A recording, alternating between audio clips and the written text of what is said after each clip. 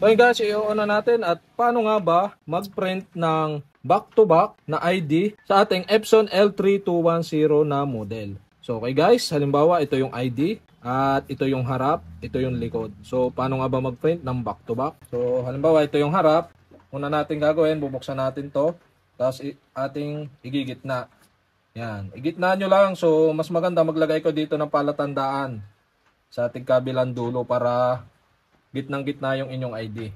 Yan, guys. Print na natin. Yan. So, yan guys. Kinuha na yung papel. At ganito siya lalabas. Yan. So, halimbawa, ito yung ID natin. Ito yung harap. So, paglabas, yan. Ganito lumabas. Ganito lumabas. Tapos, ganito rin natin ipapasok. Yan. O ganun uli. Yan. Ito yung pinakang Xerox ng ID, yung harap, at atin ang babalik na rin yung ID. Yan. Halimbawa, ito yung likod, yung puti. Yan. Itatapat natin dito sa baba ng ID. Tapos, igigitna uli natin. Yan. Tapos, taob na uli natin at print na uli natin. Yan.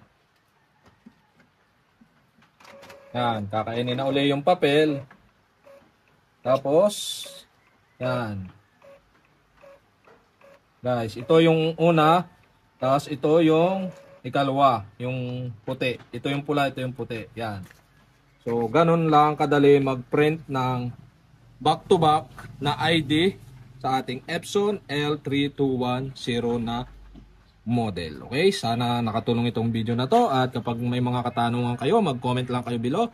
At kapag hindi ko pa kayo subscriber, mag-subscribe lang kayo sa aking YouTube channel. I-click nyo lang ang subscribe button at ang bell para updated kayo sa mga video like this. Okay, salamat sa panonood.